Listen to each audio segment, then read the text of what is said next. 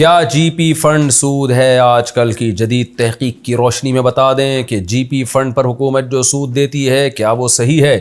عارف اللہ پشاور سے۔ دیکھیں، جی P fund پہ جو سود ملتا ہے وہ کہلاتا ہے سود، لیکن حقیقت میں وہ سود نہیں ہوتا۔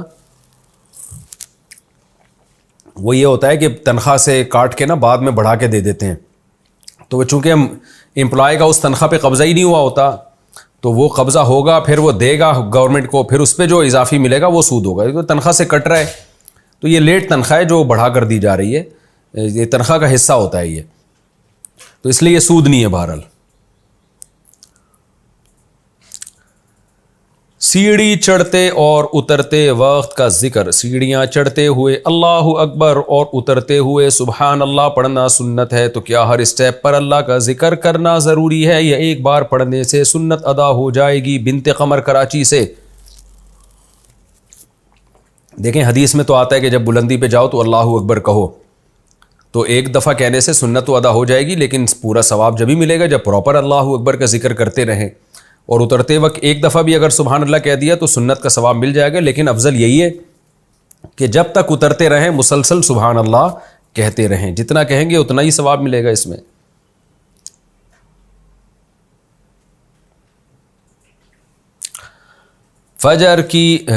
قبر کی زمین اپنی زندگی میں خریدنا، کیا کوئی شخص یہ وصیت کر سکتا ہے کہ اس کو اس کے رشتہ داروں مثلاً ماں باپ، میاں بیوی وغیرہ کے برابر میں دفن کیا جائے؟ اگر ہاں تو کیا اس کے لیے پہلے سے زمین لے سکتے ہیں؟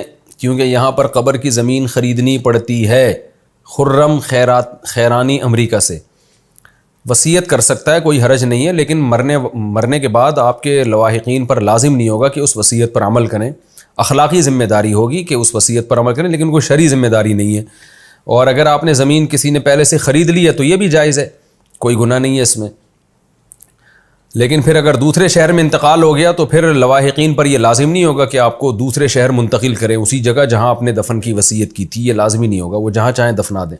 تو خلاصہ یہ نکلا کہ یہ سب چیزیں اخلاقیات کے زمرے میں آتی ہیں، لواحقین پر لازم نہیں ہوتا ان چیزوں پر عمل کرنا، وہ اپنی سہولت دیکھ کے جہاں چاہیں دفنا دیں آپ کو۔ کیا کسی وارث کو محروم کرنا جائز ہے؟ ایک شخص کے 4 بیٹے ہیں، وہ ایک بیٹے کو میراث نہیں دینا چاہتا، تو کیا اسے اس کی اجازت ہے؟ سلیمان صاحب ابو ظہبی سے۔ دیکھیں، یہ جو بھی جب دنیا سے جاتا ہے مرتا ہے تو اس کے تمام بچوں کو وراثت ملتی ہے، جس کا جتنا حق ہے۔ اس میں یہ نہیں دیکھا جاتا کہ ابا چاہتے تھے یا نہیں چاہتے تھے، تو وراثت بہرحال ملے گی۔ حتیٰ کہ ابا نے اگر وصیت کر دی کہ میرے مرنے کے بعد فلاں بیٹے کو وراثت میں حصہ نہیں دینا، اس وصیت کا شرعاً کوئی اعتبار نہیں ہے، بلکہ ابا اس کی وجہ سے گنہگار بھی ہوگا، کوئی اعتبار نہیں ہے اس کا۔ تو اب ہونا یہ چاہیے۔ باقی رہا یہ کہ زندگی میں ہی اگر باپ ساری وراثت تقسیم کر دے، اپنی ساری جو مملوکہ چیزیں ہیں، تو اس میں یہ ہے کہ بلا وجہ کسی بیٹے کو وراثت نہ دینا یہ بھی ظلم ہے۔ یعنی زندگی میں اگر ہینڈ اوور کر دے، ان کو مکمل ان کو قبضہ دے دے تو پھر ٹھیک ہے، لیکن اس میں بھی یہ ہے کہ دینا سب کو چاہیے۔ اگر کوئی بہت ہی نالائق ہے بچہ، باپ کو بہت ستایا ہے، تو پھر باپ اسے محروم کر سکتا ہے، لیکن محروم کرنے کا طریقہ پھر یہ ہوگا، یہ نہیں ہوگا کہ میرے مرنے کے بعد اس کو وراثت نہ ملے، نہ نہ نہ نہ نہ، بلکہ اس کا طریقہ پھر یہ ہوگا ساری جائیداد دوسرے بچوں میں تقسیم کر کے ہینڈ اوور کر دے، چھوڑے ہی کچھ نہیں، تاکہ مرے تو کچھ اس کی وراثت میں بچے ہی نہیں۔ تو یہ جائز ہے، یہ بھی اس صورت میں جائز ہے جب جس بچے کو محروم کرنا ہے وہ بہت نالائق ہو، واقعی ظالم ہو۔ دیکھیں، تھوڑی بہت کوتاہیاں تو ہر گھر میں ہوتی ہیں، اور اس طرح سے اپنی اولادوں کو مال سے محروم کرنا بہت بڑا جرم ہے، اسلام نے اس کو پسند نہیں کیا، نبی صلی اللہ علیہ وسلم کی شدید وعید ہے اس بارے میں۔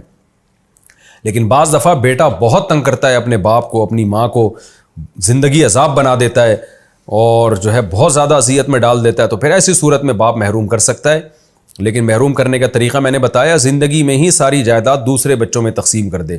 وصیت نہیں کر سکتا کہ جی میں مر گیا تو میرے مرنے کے بعد فلاں بچے کو وراثت نہ ملے، اس وصیت کا شرعاً کوئی اعتبار نہیں ہے۔